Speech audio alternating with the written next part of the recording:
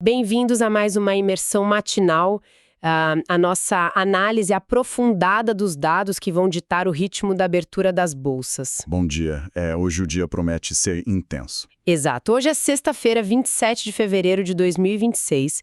E, bom, a missão desta nossa varredura é muito clara: gerar a análise pré-market para o pregão de hoje. Entregar aquele raio-x completo, né? Para preparar quem nos ouve para o toque da sineta. Perfeito. Compilamos assim uma montanha de informações das fontes mais quentes. Dados do Investing, Trade News, Money Times, Infomoney. E já dá para adiantar que o pregão de hoje promete ser um teste para cardíacos. Nossa, com certeza.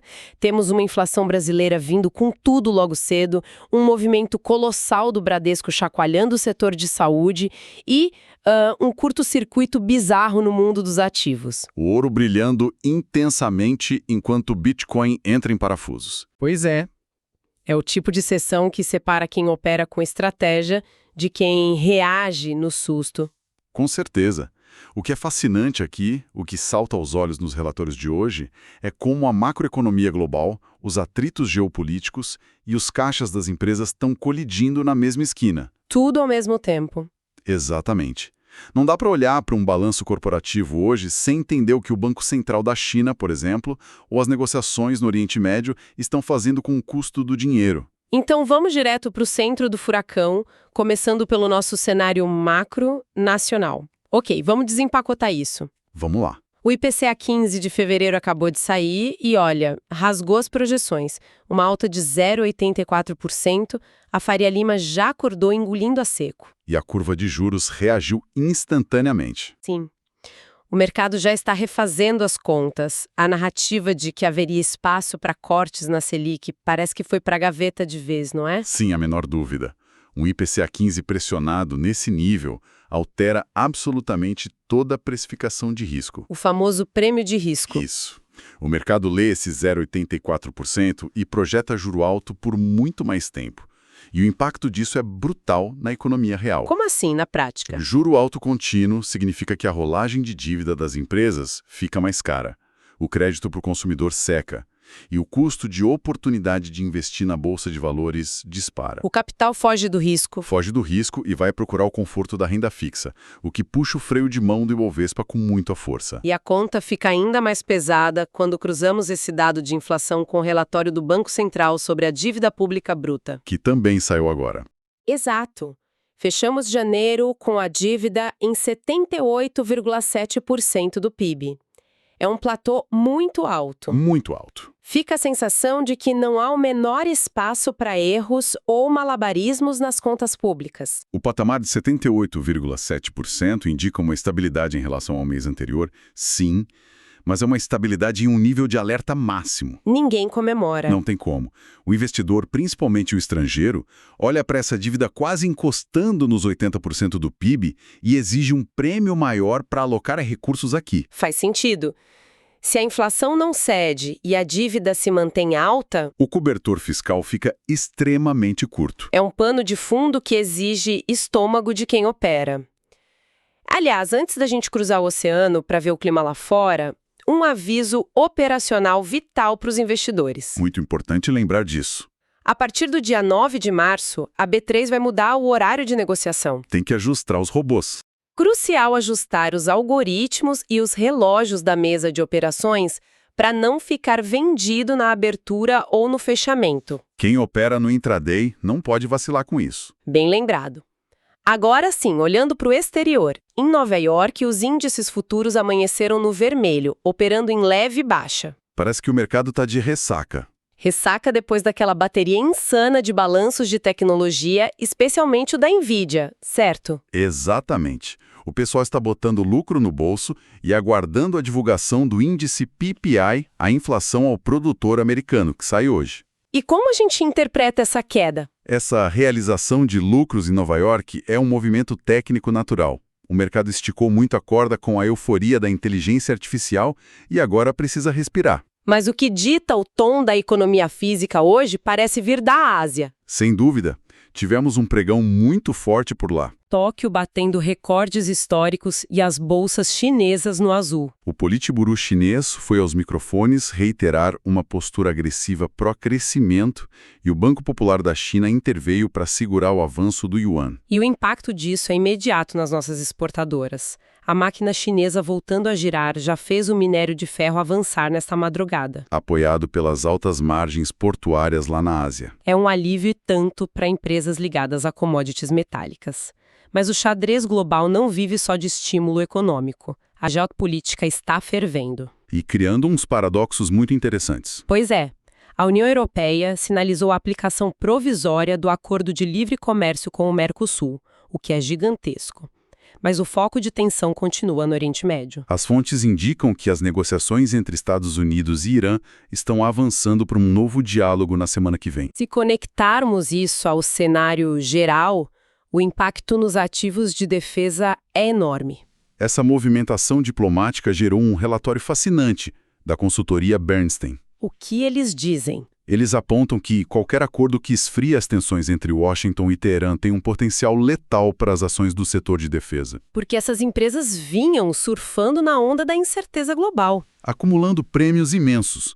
E para corroborar esse clima, o vice-presidente americano declarou publicamente que não há chance de uma guerra prolongada no Oriente Médio. Mas olha a ironia do mercado operando na prática. Apesar de toda essa retórica apaziguadora, os operadores físicos parecem não acreditar muito. O petróleo está ignorando a diplomacia. Totalmente. Tanto o Brent quanto o WTI operam com alta forte, passando de 2% nesta manhã. O mercado físico de energia ainda está cobrando caro para entregar o barril. Sabe por quê? Porque diplomacia não enche navio petroleiro. Bela analogia. O mercado escuta os discursos, mas precifica o gargalo logístico e a oferta restrita. Se o petróleo continua em alta consistente, é um sinal claro de que os operadores estão vendo riscos iminentes. Risco na cadeia de suprimentos que as reuniões de cúpula ainda não resolveram. E esse custo de energia mais alto volta a pressionar a inflação global. Alimentando aquele nosso problema do IPCA 15. É um ciclo. Um ciclo vicioso. E essa fuga para a segurança, esse medo do risco real, está causando uma divergência absurda no mundo dos ativos de proteção. Uma batalha de narrativas. De um lado da arena, temos o Bitcoin testando o suporte dos $60 mil, com uma queda acumulada de quase 15% só neste mês. Os terminais classificam o sentimento atual dos operadores de cripto como medo extremo. E para jogar mais lenha na fogueira, entrou no radar uma nova regra obrigando as intermediadoras de criptomoedas a manterem sigilo absoluto sobre os usuários. O medo extremo no Bitcoin é a face mais visível da fuga de liquidez. Quando o custo do dinheiro sobe, o capital especulativo é o primeiro a ser drenado.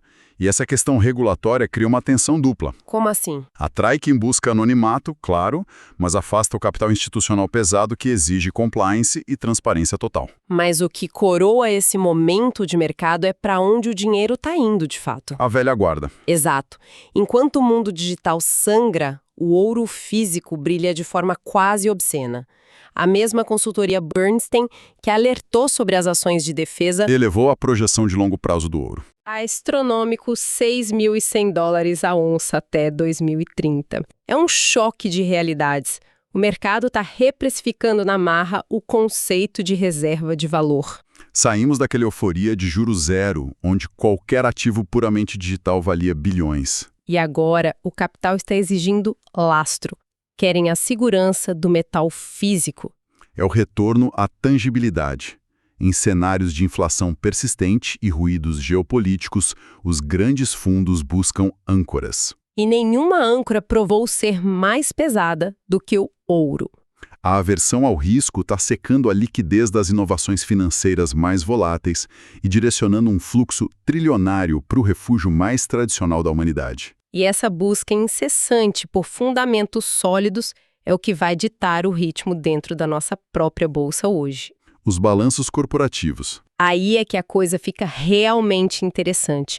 Vamos mergulhar no suco do Ibovespa na temporada de balanços do quarto trimestre. As movimentações estão agressivas. Muito. O Bradesco soltou uma bomba no setor de saúde ao lançar a Brasaúde. Não é só uma nova empresa, é um monstro nascendo com 52 bilhões de reais em receita. Aglutinando hospitais, clínicas, operadoras e tecnologia. E o detalhe que muda o jogo: passaporte carimbado direto para o novo mercado da B3. A escolha do novo mercado é o pulo do gato nessa operação do Bradesco. Eles não estão apenas organizando ativos. Estão envelopando o negócio. No mais alto padrão de governança exigido pela Bolsa Brasileira. Isso é um ímã para o investidor estrangeiro e para fundos institucionais que têm regras rígidas de alocação. O banco está verticalizando a saúde e destravando um valor absurdo. E o mercado é impiedoso com quem fica para trás. Verdade. No mesmo setor de saúde, a Qualicorp reportou uma reversão de resultados e amargou um prejuízo líquido de 10 milhões e meio de reais no trimestre. É o contraste brutal. Enquanto uns consolidam um ecossistema bilionário com governança premium, outros sofrem para estancar sangramentos operacionais. A saúde é um setor de margens espremidas e capital intensivo. Quem tem custo de captação baixo, como um grande banco, consegue engolir a cadeia. E quem depende de repasse de preços E sofre com o churn de clientes, como a Qualicorp, vê o resultado derreter quando o cenário macroeconômico aperta. Falando em capital intensivo, vamos para o setor de energia. Entregou números de força bruta.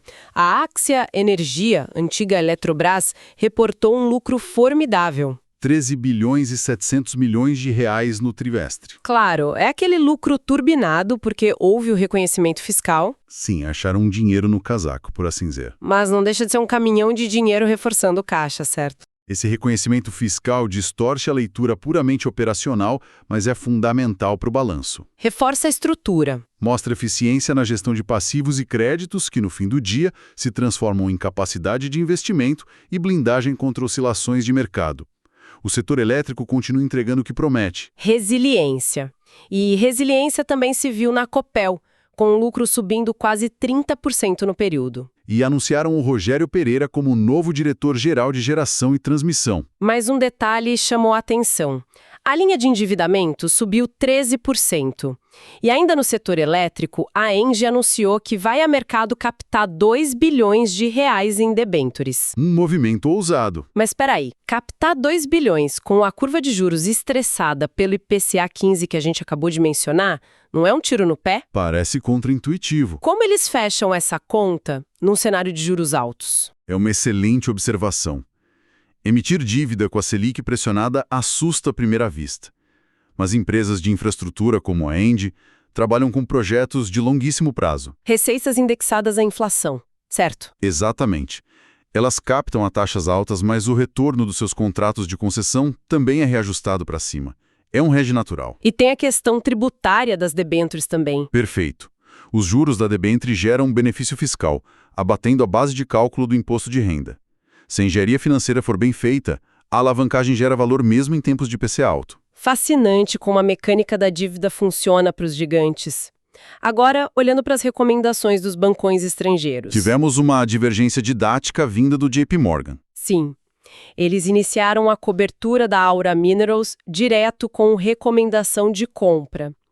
E a empresa fez jus ao otimismo, anunciando a distribuição de mais de 55 milhões de dólares em dividendos. Em contrapartida, O mesmo JP Morgan colocou a WEG, a eterna queridinha da Bolsa Brasileira, sob observação de catalisador negativo, o Negative Catalysis Watch. o motivo é claro: valuation elevado e risco de pressão nas margens. Como a nossa audiência deve ler um alerta desses para uma empresa considerada impecável? O mercado lê isso como um choque de realidade sobre preço versus valor. A tese da Aura Minerals é mais óbvia hoje. A Aura Minerals surfa exatamente a tese que discutimos agora há pouco. Está atrelada ao ouro, que está em disparada rumo a quebras de recordes e gera um caixa brutal que se converte em dividendos em dólar. É o porto seguro perfeito para o momento. E a WEG? A WEG é indiscutivelmente uma das empresas mais bem geridas do mundo. O problema não é a empresa, é a expectativa do mercado. A conta chega. O valuation da WEG está precificado para perfeição absoluta. Quando se negocia a múltiplos tão esticados, qualquer espirro na margem de lucro, qualquer aumento de custo de matéria-prima, aciona um gatilho de correção forte. O JP Morgan está apenas lembrando aos investidores que até a perfeição tem um teto de preço. Dando um giro super rápido por outros destaques corporativos antes de mudarmos de bloco. Vamos lá. O Banco do Brasil veio a público para negar veementemente que o aumento de 3,6 bilhões de reais na sua linha de inadimplência tenha qualquer relação com o caso Novo Honor. Tentando acalmar os ânimos do mercado de crédito. A Caixa Seguridade segue voando baixo, entregando um lucro líquido gerencial de 1,12 bilhões de reais no trimestre. Resultados sólidos. E cruzando as fronteiras para a guerra do entretenimento, uma batalha bilionária foi decidida.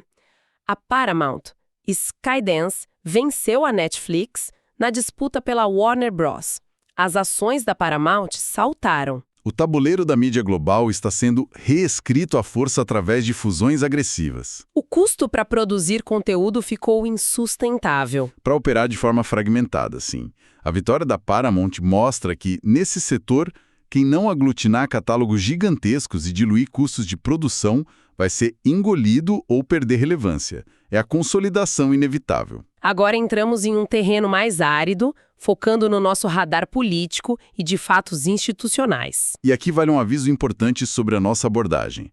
O mercado precifica ruídos políticos e a nossa análise é estritamente técnica, medindo o impacto prático no prêmio de risco. Sem viés, apenas os fatos mercadológicos.